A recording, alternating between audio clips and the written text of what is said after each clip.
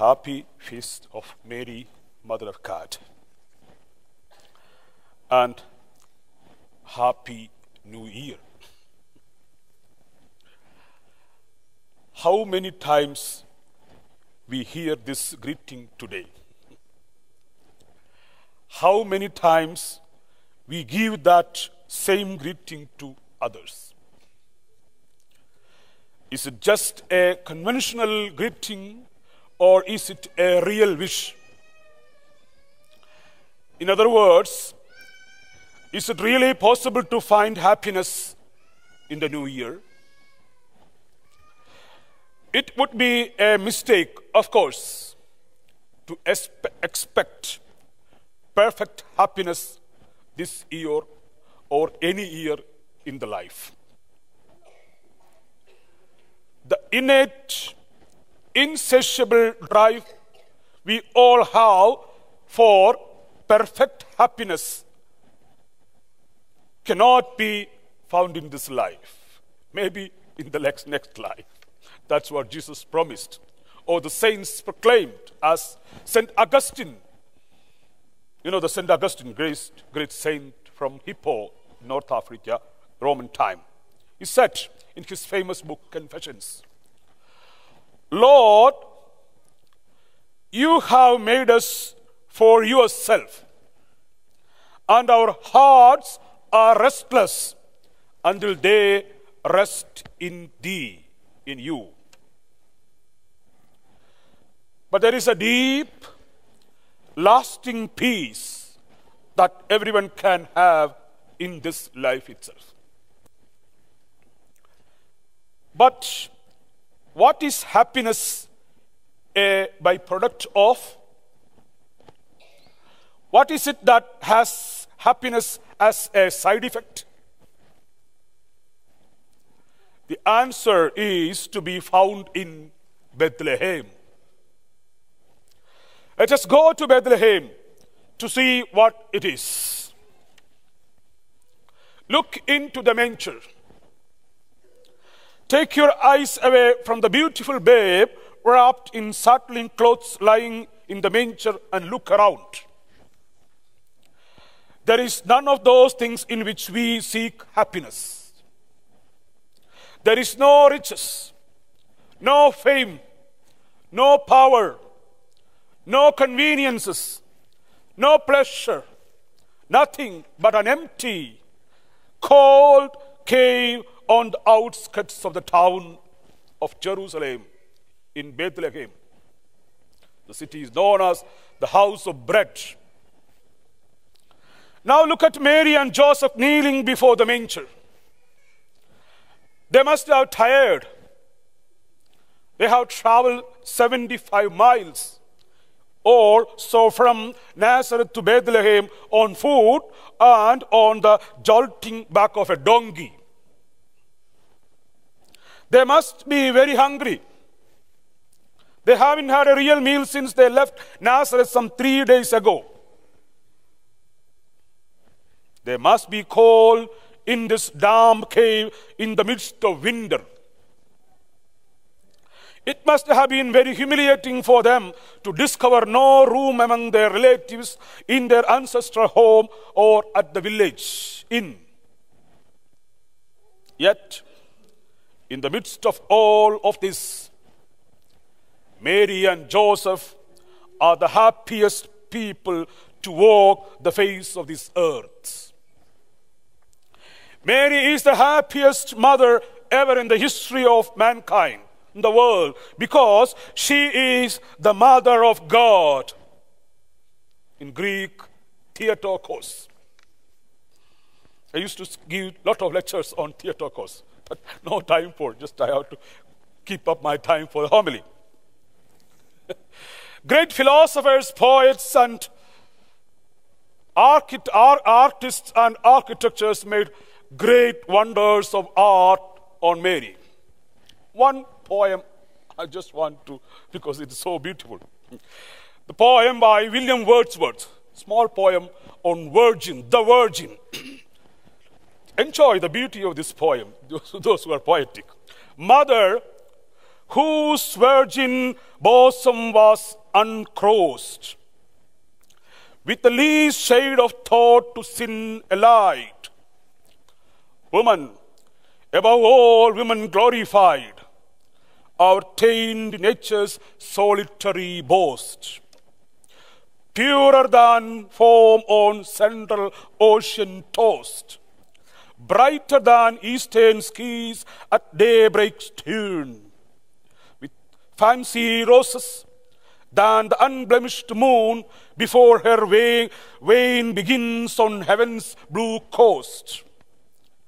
Thy image falls to earth, yet some I ween, not unforgiven, the suppliant knee might bend, as to a visible power in which did blend all that was mixed and reconciled in thee, O mother's love with maiden purity, of high with low, celestial with terrene. It's difficult, but it is poetic beauty. Okay. Saint Ephraim, from a 4th century great mystic and poet and philosopher, affirms that Mary is the most beautiful creature, who brings to light the fairest of the sons of men. Jesus Christ, together with her Son, she holds the primacy of beauty. You alone and your mother are the more beautiful than the others, for there is no blemish in you, nor any stain upon you, mother. What a beautiful words on Mary's, the whole theology of Mary. I will explain more something. Last Sunday I made a speech, I spoke about Hagia Sophia Church, Istanbul. You remember that? Again, that scene is there, okay. You know, this church was 400 years a mosque. Before that, 1,000 years a church. Now it is a museum. When we enter into the Hagia Sophia, we will be marveled by some of the golden mosaic icons inside the church. Two such great works, art, attracted me the most are in the center part. When we go to the first one, that is in the cupola, the dome, icon of Virgin and Child mosaic and Christ. And other one is Virgin Mary and St. John's icons in the middle. That's almost Detroit. That. The Virgin and the Child mosaic is located in the apse semi-dome. In the mosaic, Mary is enthroned and she puts her right hand on shoulder of the child Christ, who is seated in her lap. Her left hand holds a handkerchief, which is on Christ's knee. Both these icons gloriously proclaim the great mystery of incarnation, depicting Mary as Mother of God. Also, the John's picture was famous, seeing that from chapter 19, chapter 9 of 19th of St. John, the Mother of the world. In fact, great Marian dogmas of the church, the teachings of the Marian teachings of the church, was officially proclaimed not far from this church, the Hagia Sophia. It was in Ephesus in 431.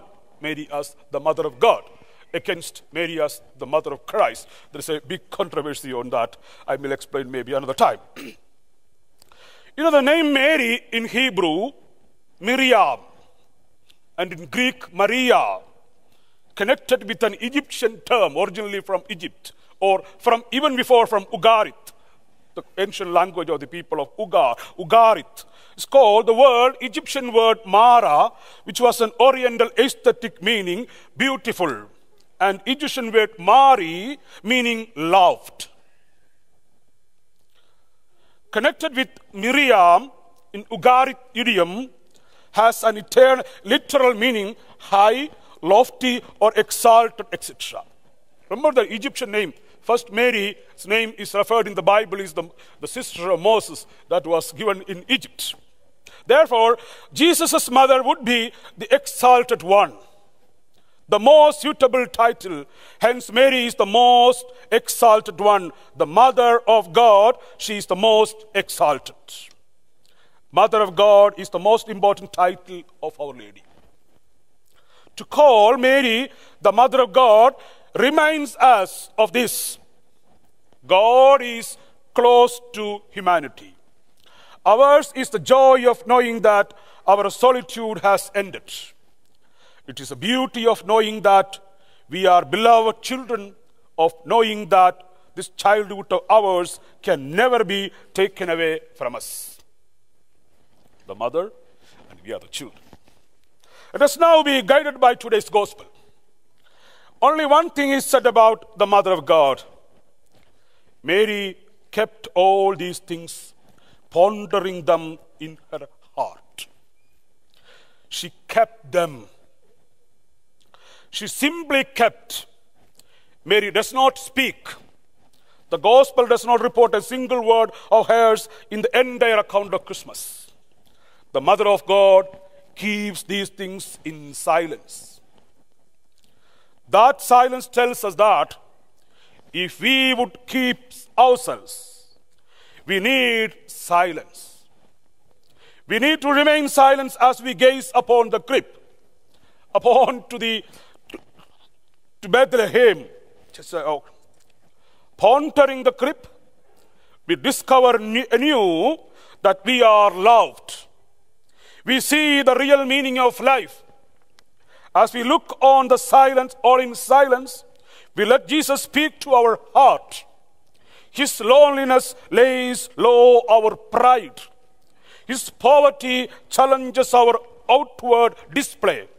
His tender love touches our hardened hearts.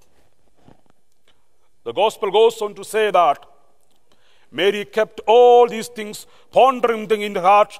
What were these things? They were joys and sorrows.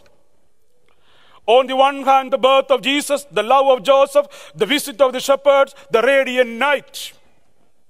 But on the other hand, an uncertain future, homelessness, because there was no place for them in the inn. The desolation of the rejection, the disappointment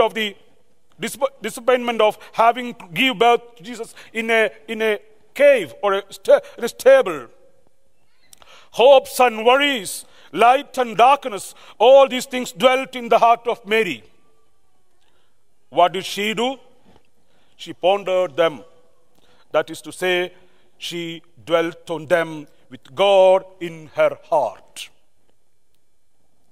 She held nothing back. She locked nothing within out of self-pity or resentment. Instead, she gave everything over to God. That is how she kept those things.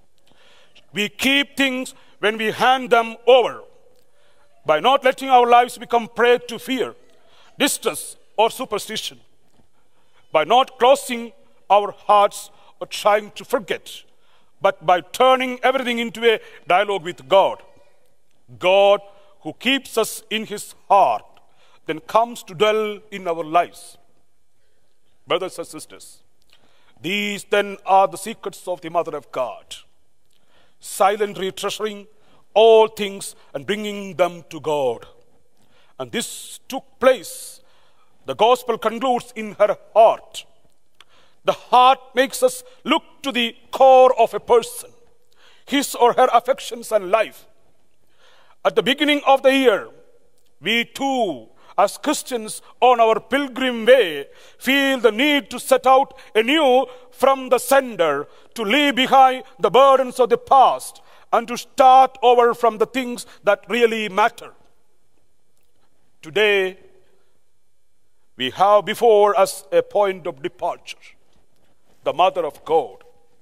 For Mary is exactly what God wants us to be, what he wants his church to be. A mother who is tender and lovely, poor in material goods and rich in love, free of sin and united to Jesus, keeping God in our hearts and our neighbor in our lives. Today's feast tells us that if we want to go forward, we need to turn back, to begin anew from the crib, from the mother who holds God in her arms, Today's feast is one of great joy for Mary herself as Jesus' mother, and for us who owe so much to her total cooperation with God's loving plan for us. May the Mother, God's finest human creation, guard and keep this year and bring the peace of her Son to our hearts and to our world. Happy New Year.